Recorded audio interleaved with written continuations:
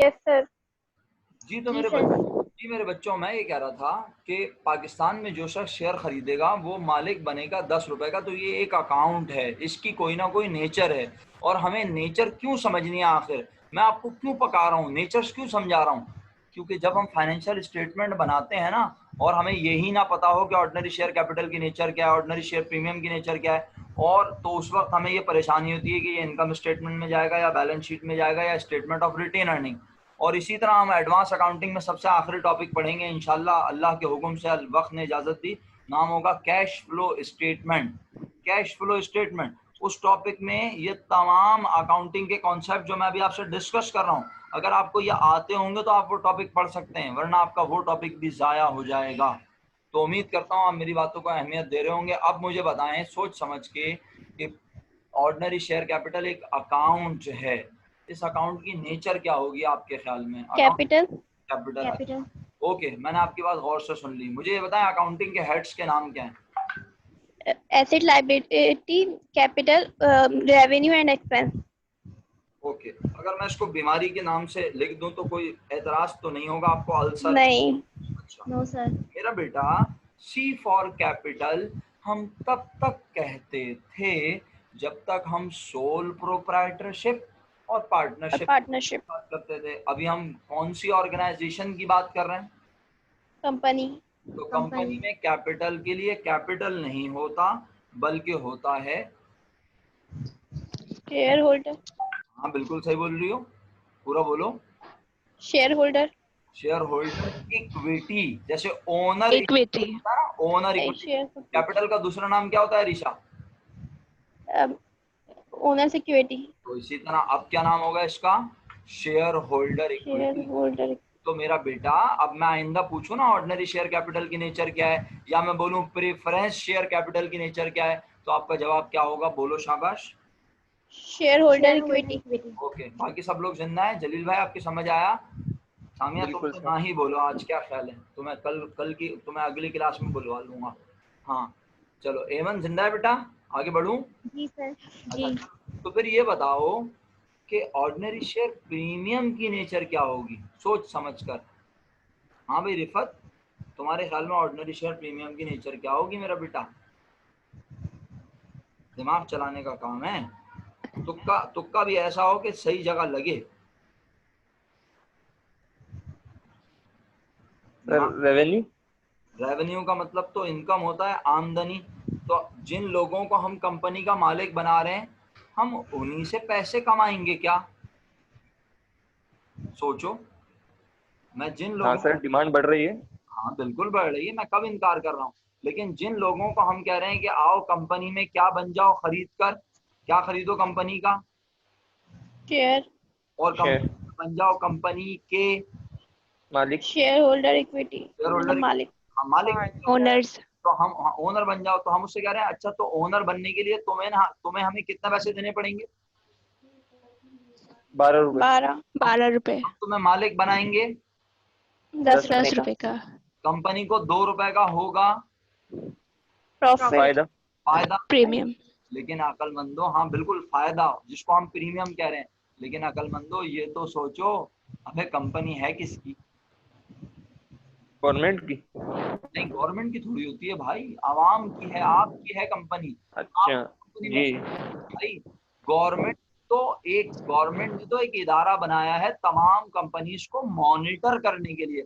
जब तुम किसी कंपनी के शेयर खरीदते हो, जैसे तुम पीपीएल के शेयर खरीदते हो, हबीब बैंक के शेयर खरीदते हो, तुम लकी सीमेंट के शेयर खरीदते हो, सही है, तुम अमरेली स्टील के शेयर खरीदते हो, तुम एंग्रो पावर के शेयर खरीदते हो, तो तुम किस पे भरोसा करते हो, तुम एमसीबी में पैसे रखवाते हो किस पे भरोसा करते हो, हबीब बैंक में पैसे रखवाते हो किस पे भरोसा करते हो, स्टेट बैंक पर। तो जब तुम किसी कंपनी में पैसे लगाते हो तो तुम किस पे भरोसा करते हो, एससीसीपी पर। ये एक इदारा है जो एक कानून के तहत चलाया जाता है, और इस कानून का नाम है कंपनीज ऑर्डिनेंस 1984। ये सब बातें मैंने शुरू में बताई हैं, और अभी रिपीट भी इसलिए कर रहा हूँ कि आप सब लोग एक प्लेटफॉर्म पर आ जाएं, आगे पीछे ना हो सब। अब काम की बात यह है भाई, आप सबसे रिक्वेस्ट है जरा दिमाग चलाएं यार। जिसको आप कह रहे हैं कि हम तुम्हें बनाएंगे कंपनी का मालिक, आप उससे एक्स्ट्रा 2 रुपए ले रहे हैं।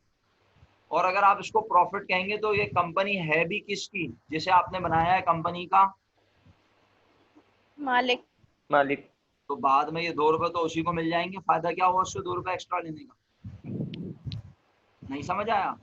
दोबारा कह दूं जुमला, जिससे आप एक्स्ट्रा 2 रुपए ले रहे हो वो कंपनी का क्या कर्जदार है? No sir, no. मालिक है। वो कंपनी का मालिक है, तो आप उससे 2 रुपए एक्स्ट्रा लेके उसे कंपनी का मालिक बना रहे हो, तो ये 2 रुपए प्रॉफिट घूम के वापस मिलेगा, तो उसी को प्रॉफिट किसको मिलता है? ओनर को। तो अगर आप इस 2 रुपए को प्रॉफिट या इनकम कहोगे तो ये 2 रुपए तो वापस उसे मिल जाएंगे, तो फायदा इतनी ड्रामेबाजियां करने का, सीधे सीधे 10 रुपए लेके मालिक बना देते। कुछ समझ आया मैंने क्या कहा? Yes sir. इसका मतलब है इसकी नेचर इनकम तो हो ही नहीं सकते। नहीं सकती। सकती, क्योंकि अगर ये इनकम होगा तो ये प्रॉफिट बन जाएगा, और प्रॉफिट बन के ये मालिकान में बढ़ जाएगा, और अगर ये पैसे मालिकान में ही बांटने थे तो उनसे फिर एक्स्ट्रा पैसे लेने की जरूरत ही क्या नहीं। जरूरत थी? क्या जरूरत थी? जलील भाई को समझ आ गया, क्योंकि जलील भाई ने बोला था कि ये सर इनकम है। मेरा ख्याल है अब अल्लाह के हुक्म से जलील भाई याद रखेंगे ये इनकम नहीं है, तो फिर ये जी। पैसा क्या है? कंपनी कहती है कि खुदा ना खास्ता इन फ्यूचर अगर कंपनी को नुकसान हुआ तो कंपनी में आपके एक्स्ट्रा पैसे मौजूद होंगे। किन के? ओनर्स के। ओनर्स के, जिन्हें हम क्या कहते शेयर हैं? होल्डर। Share holder. ओनर्स को आप क्या कहते हैं बेटा? Share holder. Share holders. बिल्कुल सही। तो वो शेयर होल्डर के जो पैसे कंपनी में मौजूद होंगे वो पैसे बिल आखिर हैं तो किसके ही?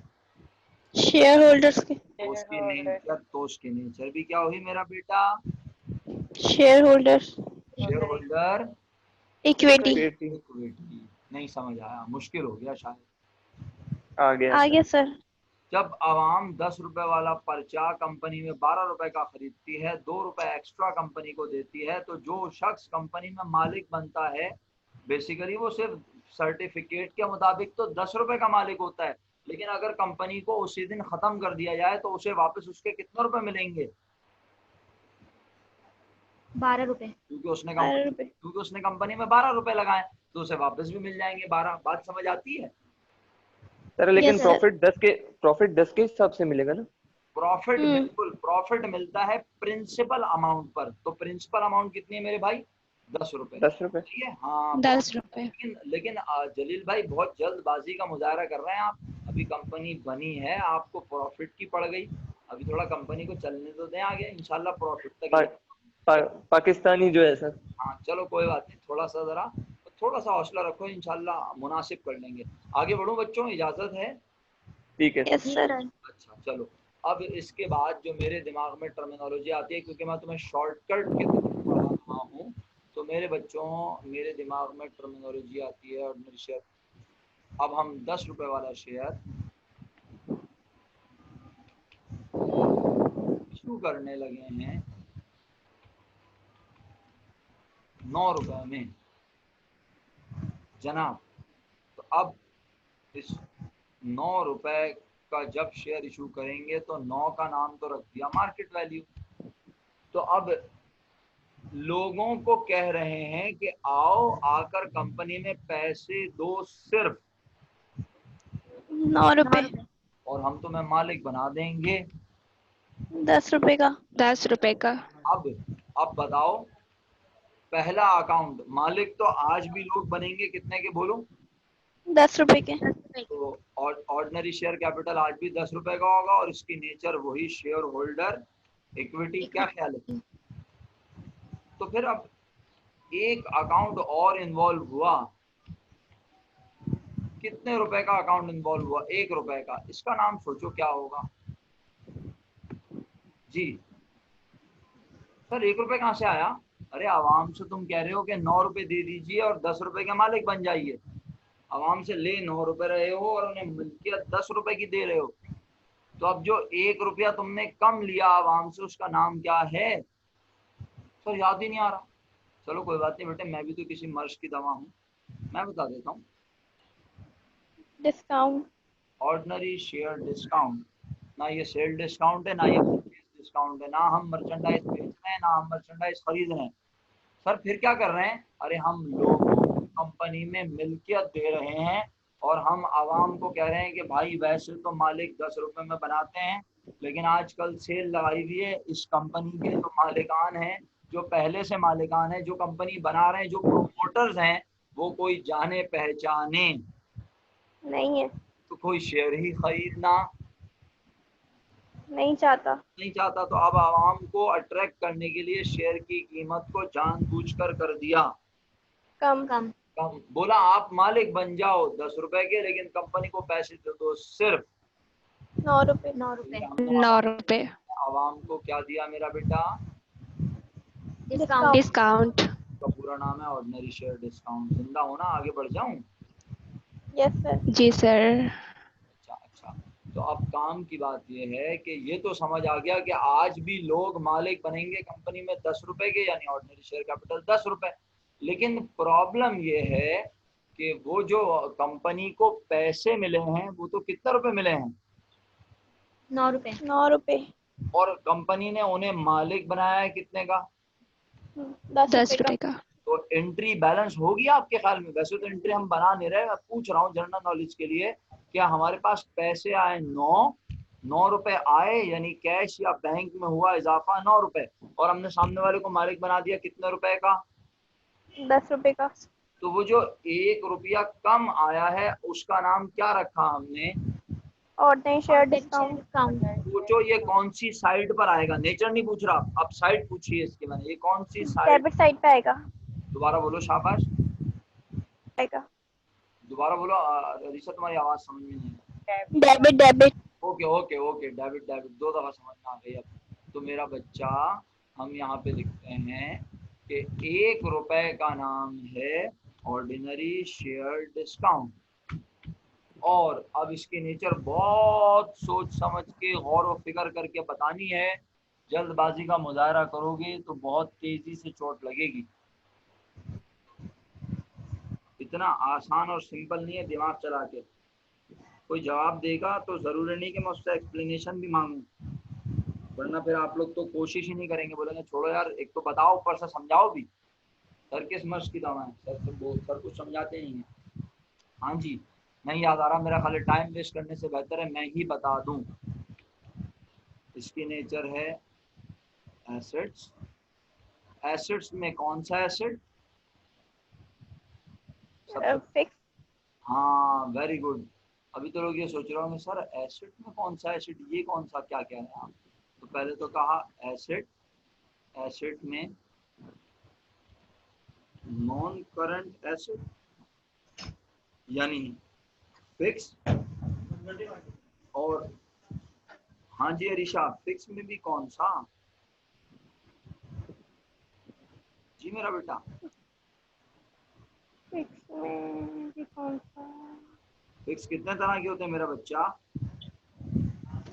2 तरह के। 2 तरह के, कौन कौन से? इंटेंजिबल टेंजिबल और टेंजिबल। इनटेंजिबल। अच्छा, मुझसे पढ़े हुए भी 2 तरह के बता रहे हैं। अरीशा, पार्ट 1 मुझसे Yes, क्यों पढ़ी थी? किसी और से ही पढ़ लेती बेटा। रिफत ने तो पार्ट 1 मुझसे नहीं पढ़ी, आपने तो पार्ट 1 मुझसे पढ़ी है। फिक्स एसेट कितने तरह के? अच्छा अब ये मत बोलना कि 3 तरह के मॉडलाइजेशन भी होते हैं। नेचुरल, याद आया? Natural resources. डेप्रिसिएशन का टॉपिक मैंने पढ़ाया था सर सलमान ने, सर सलमान ने। लेकिन सर सलमान ने भी बताया होगा। और एमन तो बिल्कुल ही नन्ही बन के बैठी हुई है, इसको तो कुछ याद ही नहीं आ रहा। इसको भी सेकंड ईयर में भी डेप्रिसिएशन का टॉपिक मैं पढ़ाता हूँ, बीकॉम पार्ट 1। नहीं याद आया? एमन कुछ कह रही हो?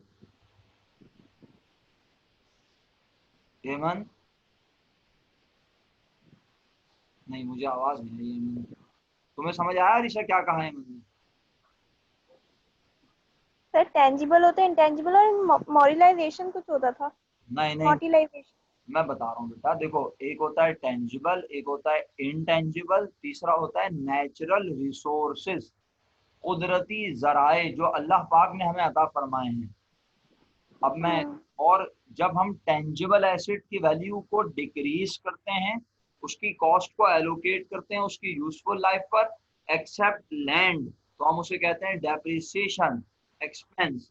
जब हम इनटेंजिबल एसेट की कॉस्ट को एलोकेट करते हैं इसकी यूजफुल लाइफ पर, तो हम उसे कहते हैं एमोर्टाइजेशन। और जब नेचुरल रिसोर्सेज की कॉस्ट को हम एलोकेट करते हैं उसकी यूजफुल लाइफ पर, तो उसे कहते हैं डिप्लीशन। डिप्लीशन, ये तीन चीजें बताई जाती हैं। अगर नहीं बताई थी तो कोई बात नहीं है, उम्मीद करता हूँ आपने नोट कर लिया होंगी। तो बस अब मैं वापस प्रूफ करता हूँ इसे कोशिश करके दोबारा, कि ये जो 1 रुपए का नुकसान हुआ ना कंपनी को, कंपनी इस नुकसान को फौरन नुकसान कहती नहीं है। अच्छा नहीं है। सर ये क्या बात हुई, क्यों नहीं कहती नुकसान? थोड़ा सा कॉन्सेप्ट हो जाए, 1-2 रुपए का। एक बात बताओ, जब कंपनी फर्नीचर खरीदती है, बिल्डिंग खरीदती है, मशीनरी खरीदती है, तो कंपनी को कहना चाहिए ना हाय खर्चा हो गया, लेकिन कंपनी उसे क्या मानती है? अपना एसेट। तो अरीशा क्या जिंदगी भर के लिए एसेट ही रहता है वो? नहीं सर, वो डेप्रिशिएट होता रहता है। एग्जैक्टली, हर साल उसकी कुछ कीमत को बनाते हैं हम अपना खर्चा। खर्चा। तो बस बिल्कुल ऐसा है कि कंपनी कहती है ये जो आज हमें नुकसान उठाना पड़ा, क्योंकि ये नुकसान एक बहुत, ये तो मैं आपको समझाने के लिए बता रहा हूँ, एक शेयर लिखा है और एक शेयर पर डिस्काउंट लिखा है, ये लाखों करोड़ों रुपए में होता है ये नुकसान भी। तो कंपनी इस नुकसान को फौरन नुकसान कहती नहीं है। बल्कि इसे बना देती है अपना एसेट। और एसेट। एसेट में कौन सा एसेट? Non current. क्योंकि ये हमें, क्योंकि हम इससे कहते हैं कि ये जो हमने लोगों को डिस्काउंट देके पैसे लिए ना, इस पैसे से हम बिजनेस में फायदा हासिल करेंगे 1 साल से ज्यादा अरसे तक। तो पहले इसे बोला एसेट, फिर इसे बोला नॉन करंट एसेट। और नॉन करंट एसेट में इसे इनटेंजिबल क्यों बोला? क्योंकि ये फिजिकली नजर नहीं आता। ये कहीं कोई चीज थोड़ी है, हमें कुछ नजर थोड़ी आ रहा है फिजिकली, बल्कि हम तो कह रहे हैं कि हम जो है एक अमाउंट, एक नुकसान जो कि नुकसान है, लेकिन हम उस नुकसान को फौरन नुकसान नहीं कह रहे। जैसे हम फर्नीचर को नुकसान नहीं कहते, बिल्डिंग को नुकसान नहीं कहते, मशीनरी को नुकसान नहीं कहते, हम इसे मानते हैं अपना एसेट। एसेट में मानते हैं fix asset non current asset, और नॉन करंट में मानते हैं टेंजिबल। लेकिन हर साल इसकी कॉस्ट को करते हैं कम और डेप्रिसिएशन एक्सपेंस रिकॉर्ड करते हैं। बिल्कुल इसी तरह अकाउंटिंग कह रही है कि जब तुम मालिकान को कुछ पैसे मालिकान से कम लो तो कंपनी को हुआ, कंपनी को क्या हुआ? सन्नाटा है। कंपनी को क्या हुआ? जब मालिकान से पैसे कम लिए तो कंपनी को क्या हुआ? लॉस हुआ। हाँ, लॉस हुआ, नुकसान हुआ। तो कंपनी क्या बताशे बांटे, रेवड़ियां बांटे? नहीं, कंपनी इस नुकसान को फौरन नुकसान कहती नहीं है। कंपनी इस नुकसान को कैपिटलाइज कर लेती है। सर कैपिटलाइज का मतलब क्या होता है? यानी उसे बना देती है अपना एसेट। और एसेट में कौन सा asset? Non current. Sir non current समझ में नहीं आ रहा। अच्छा वैसे तो आप लोग बोलते नहीं, आप बड़े प्यारे और मासूम बच्चे रहे हैं शुरू से, इतने प्यारे बच्चे नसीबों से मिले हैं किसी को। अरे मेरा बेटा, अगर आपके दिमाग में सवाल आ रहा है सर ये नॉन करंट कैसे, क्योंकि हम इसे 1 साल में अपना खर्चा नहीं बनाते, हम इसे 5, 10, 15, 20 सालों में अपना खर्चा बनाएंगे। यानी ये एक बहुत बड़ी अमाउंट होती है। तो हम इसको अगर एक साथ अपना खर्चा बना दें ना, तो जरा जुमला सुनना मेरा चारों, हाँ मैं जो जुमला कहने लगा हूँ, अगर इनसे पहले साल में ही अपना खर्चा कह दें ना, तो पहले ही साल कंपनी के एक्सपेंसेस इतने ज्यादा नजर आएंगे कि अच्छी खासी कंपनी जो प्रॉफिट में भी होगी वो क्या नजर आने लगेगी, किस में नजर आने लगेगी? लॉस में। लॉस में। तो इसका मतलब है रिपोर्टिंग गलत हो जाएगी। तो अकाउंट इसी तरह देखो ना, हम फर्नीचर खरीदते हैं, बिल्डिंग खरीदते हैं, अगर हम फर्नीचर और बिल्डिंग को पहले साल का क्या मान लें, एक्सपेंस, तो फिर पहले साल एक्सपेंस बहुत ज्यादा नजर आएंगे, और फिर पहले साल ऐसा लगेगा बिजनेस करने से तो नुकसान हो गया, आदमी बोलेगा चलो बंद करो, छोड़ो, लानत भेजो, क्यों हमने कारोबार शुरू कर दिया। तो अकाउंटिंग ने कहा भाई बिल्डिंग फर्नीचर मशीनरी तुम्हें फायदा पहुंचाता है 1 साल से ज्यादा अरसे तक। इसी तरह आज ये जो तुमने आवाम से पैसे लिए हैं, इस पर तुम्हें जो नुकसान हुआ है कोई मसला नहीं, तुम इस पैसे से अपने बिजनेस को 10, 12, 15, 20, 25 साल तक चलाओगे भी तो ना, तो तुम इस नुकसान को फौरन नुकसान नहीं क्यों, क्या कहो अपना एसेट। और नॉन करंट इसलिए कहो क्योंकि तुम इससे बेनिफिट लोगे 1 साल से ज्यादा अरसे तक, या यूं कह लो कि ये तुम्हारा खर्चा 1 साल में नहीं होगा। नहीं होगा, तो ये खर्चा बनेगा 1 साल से ज्यादा अरसे में। इसका मतलब है इसके हर साल कुछ ना कुछ अमाउंट रह जाएगी जो इस साल खर्चा नहीं बनेगी। तो जो अमाउंट रह जाएगी वो फिर कब एक्सपेंस बनेगी? आने वाले सालों में। 1 साल से ज्यादा अरसे तक ये अमाउंट चलती रहेगी, तो इसलिए इसका नाम क्या रखा है एसेट्स में? आप बोलो। Non current asset, non current assets, non current asset में से बोला ये क्या है हमारा, इंटेंजिबल, इंटेंजिबल, क्योंकि हमें नजर नहीं आता, क्योंकि हमें नजर नहीं आता। शुक्रिया। क्या यहाँ तक आप लोग सब जिंदा हैं, मेरी बातें समझ आ रही जी सर। यस सर, हैं? तो शुक्रिया। अच्छा, तो अल्हम्दुलिल्लाह हम ये भी समझने में कामयाब हो गए अल्हम्दुलिल्लाह। Ordinary share premium, ordinary share discount. और बस अब मैं जल्दी से आगे बढ़ता हूँ। अल्लाह के फजल और हुक्म से अगर आज टर्मिनोलॉजीज मुकम्मल हो गई तो अगले क्लास में हम क्वेश्चन अटेम्प्ट कर लेंगे। आप सबके पास 5 ईयर तो मौजूद है ना वैसे? आज यस सर, अगर आज नहीं, यस सर। अगली क्लास में लाजमी होनी चाहिए। अगर किसी के पास नहीं है, मेरा ख्याल है जलील भाई आपके पास 5 ईयर नहीं होगी। अगली क्लास नहीं और सर, हाँ, और अगली मैं क्लास कल है, आपको पता तो है ना जलील भाई? सर मैं अभी खरीद के लाया हूँ बुध के दिन है वो। अच्छा, ले आए खरीद के? हाँ वेरी गुड बेटा, एक्सीलेंट। चलो शुक्र है, इसका मतलब है पढ़ने का इरादा हो ही गया है फाइनली। अच्छा मेरा बच्चा, बिल्कुल। अब काम की बात यह है, चलो भाई मुबारक हो, कंपनी ने 1 साल काम कर लिया। लेकिन 1 साल काम करने से पहले बात यह है, एक और टर्मिनोलॉजी इंट्रोड्यूस करवाना चाहता हूँ। किन्होंने बनाई थी कंपनी? प्रोमोटर्स ने। तो प्रोमोटर्स ने। जब कंपनी बनी भी नहीं थी, कंपनी को बनाने के लिए कुछ किए थे। बोलो सामिया जोर से। नहीं, मुझे आवाज तुम्हें बहुत वीकनेस हो गई है बेटा। तुम ना एलसी की पूरी पूरी बोतलें पी जाओ, तुम्हारी आवाज ही नहीं निकल रही। फिर दोबारा रिपीट कीजिएगा। चलो दोबारा से रिपीट कर देता हूँ। मैं कह रहा हूँ कि भाई, अल्लाह अकबर,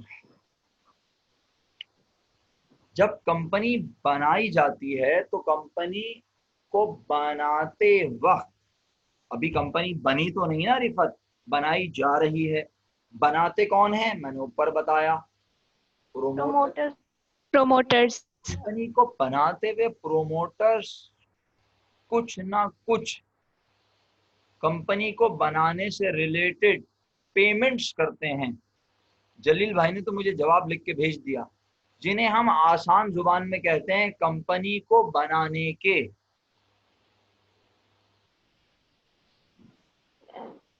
चुप हैं आप सब लोग? जिन्हें हम आसान जुबान में कहते हैं कंपनी को बनाने के खर्चे। क्या कहते हैं? कंपनी को बनाने के खर्चे, खर्चे। अच्छा, अब उसका नाम क्या होता है? तवज्जो से, हाँ, साथ साथ रहना, जिंदा रहना। उसको हम लिखते हैं, कंपनी को बनाने के खर्चे कौन अदा करता है, जरा बताना। ऑनर। ओनर बोले तो अभी, अब तुम सामने थोड़ा देर से आई हो इसलिए मैं बता देता हूँ। Promoters, promoter. कंपनी को बनाने के खर्चे प्रोमोटर्स। ओनर तो वो होता है ना जो मालिक है। अभी तो सामिया कंपनी बनी ही नहीं है, तो फिर कंपनी को बनाते कौन है? कंपनी को बनाते हैं प्रोमोटर्स। सही है? प्रमोटर। हाँ, और कंपनी को बनाने में जो खर्चे हो रहे होते हैं, शुरू शुरू के खर्चे, जो कंपनी बनी भी नहीं होती, वो खर्चे अपनी जेब से अदा करते हैं प्रोमोटर्स। उन खर्चों को कहते हैं प्रिलिमिनरी एक्सपेंस, एक्सपेंस। अब इंतहाई मजे की बात क्या है, मेजॉरिटी बच्चा कहता है, उससे पूछो बेटा इसकी नेचर क्या होगी, तो वो क्या कहता है? मासूम बोलो, क्या कहता होगा मासूम? एक्सपेंस, वेरी गुड, वो बोलता है एक्सपेंस। लेकिन अब अरीशा ही बताएगी क्या ये एक्सपेंस है। नो सर, तो फिर ये क्या है मेरा बच्चा? एसेट, वेरी गुड, खुश रहो। एसेट में कौन सा एसेट मेरा बच्चा? Non current, very good, excellent. Non current. और नॉन करंट में कौन सा मेरा बच्चा?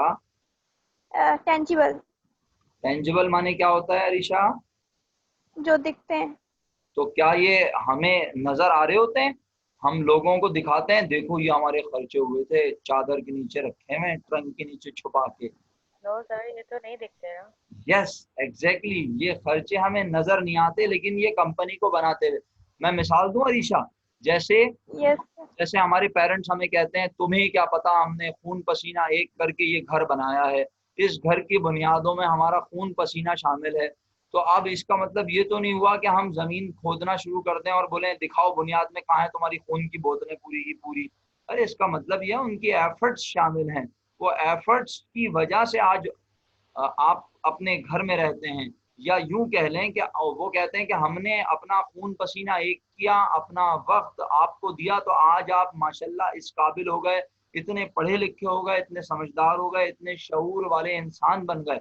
तो माँ बाप ने अपना वक्त आपको दिया है, तो आप आज माँ बाप के दम से हैं ना।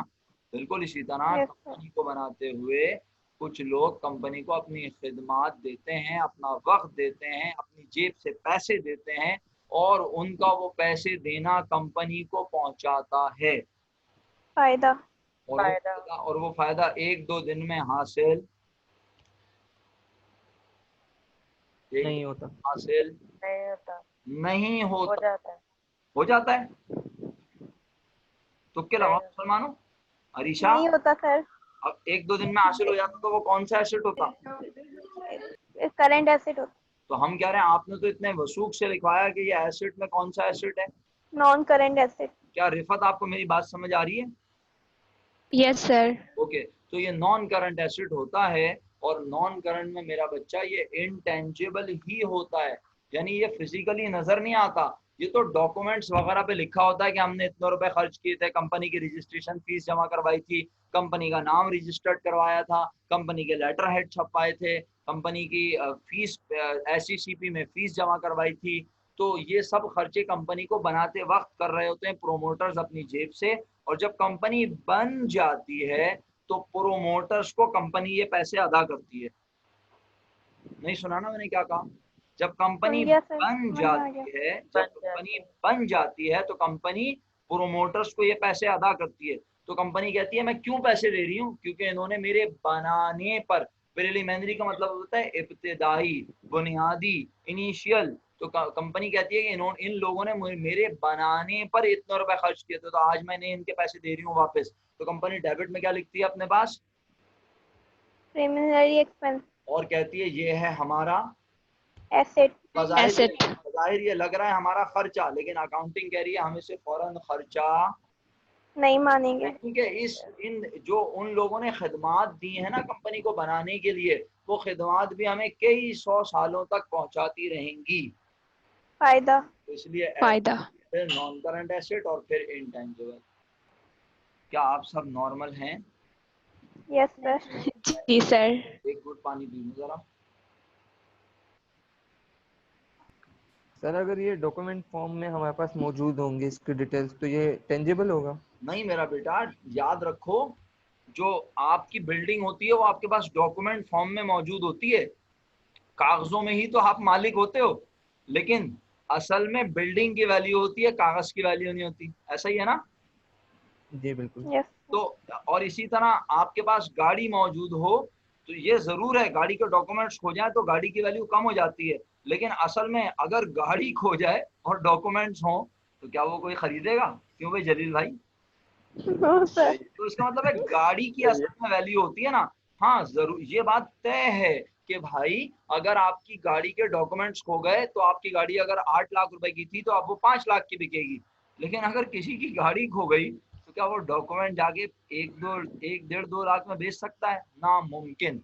डॉक्यूमेंट की फिर कोई वैल्यू नहीं होती, इसका मतलब है। तो डॉक्यूमेंट असल में फिजिकल हो या नॉन फिजिकल, इससे कोई फर्क नहीं पड़ता, वो चीज असल में होनी चाहिए।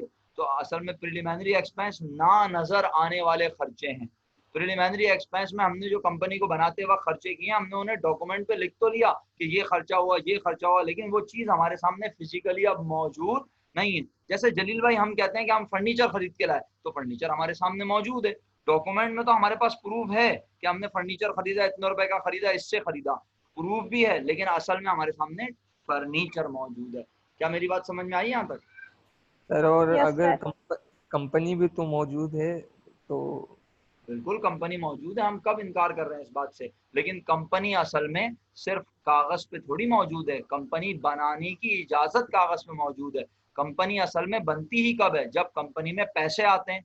कंपनी बेसिकली बिजनेस है ना, तो अगर आपने कंपनी में 1 रुपया भी नहीं लगाया तो फिर कंपनी किस बात की? अकाउंटिंग के लिहाज से तो अभी कारोबार शुरू ही, नहीं हुआ। जब कारोबार में पैसे लगाओगे तभी तो कारोबार शुरू होगा। अब क्लियर हुआ जलील भाई? अगर जी, हो गया आपने सर। अगर आपने कंपनी में 1 रुपया भी नहीं लगाया हुआ तो फिर मिल्कियत किस बात की? क्या ख्याल है? आपने एसईसीपी से इजाजत ले ली तो एसईसीपी ने आपको बोला आप आवाम से 50 लाख रुपए ले सकते हैं। अब 50 लाख में से आपने आवाम से 1 रुपया भी नहीं लिया तो कोई कंपनी का मालिक ही नहीं है। तो कंपनी बस कागजों की हद तक मौजूद है, लेकिन जब आप आवाम से 10 लाख रुपए ले लेंगे तो आप उस 10 लाख रुपए में से आप कुछ फर्नीचर खरीद लेंगे, कोई जगह खरीद लेंगे, ठीक है, और मशीनें खरीद लेंगे। तो इसका मतलब है अब आपके पास कुछ चीजें फिजिकली आ रही होंगी और कुछ आपके पास जो है वो इनटेंजिबल फॉर्म में आ रही होंगी। क्लियर? आगे बढ़ूं आप? Yes sir. अच्छा, हमारे पास तकरीबन रह गए 8 मिनट और मैं उम्मीद करता हूँ कि अब जब ये मीटिंग खत्म होगी तो डेफिनेटली मैं नेक्स्ट मीटिंग अभी नहीं शुरू करूँगा, क्योंकि जाहिर सी बात है मेरी अगली क्लास है।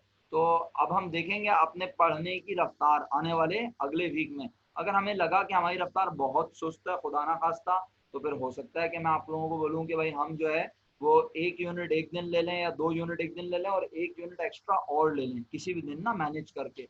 फिलहाल अभी हम बुध का ही प्रोविजन रखेंगे, यही टाइम रखेंगे, लेकिन अगर हमें लगेगा तो हम इतवार वगैरह को 40 मिनट की सिर्फ एक क्लास रख लेंगे, सिर्फ एक क्लास, वो भी जरूरत के मुताबिक। अभी सिर्फ डरा नहीं रहा, मेंटली प्रिपेयर कर रहा हूँ। चलो बस अब आखिरी बात आज की और कर लेता हूँ जब तक ये टाइम है मेरे पास। अब ईयर एंड आ गया, अल्हम्दुलिल्लाह तुमने बहुत सारी टर्मिनोलॉजी समझी है। ये सब याद रखना, जब हम पढ़ रहे होंगे उस वक्त अगर तुम्हें ये टर्मिनोलॉजी याद नहीं होंगी तो फिर बहुत गुस्सा आएगा मुझे शदीद किस्म का। हाँ, अब काम की बात यह है भाई कि 1 साल का इख्तिताम हो गया, कंपनी ने अपना प्रॉफिट और लॉस मालूम कर लिया।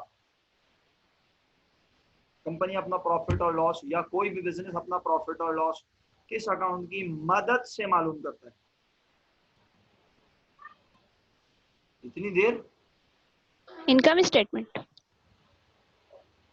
अच्छा, इनकम स्टेटमेंट क्या अकाउंट होता है? Sir balance sheet. No sir. लगाओ तो क्या मुसलमानों, लगाओ, आमिर लियाकत के प्रोग्राम में आओ तुम लोग। तो income sir financial statement. Financial statement, very good. अब आप मेरा सवाल एक बार दोबारा सुने, आपको जवाब पता है लेकिन आप सवाल नहीं समझ रहे मेरा।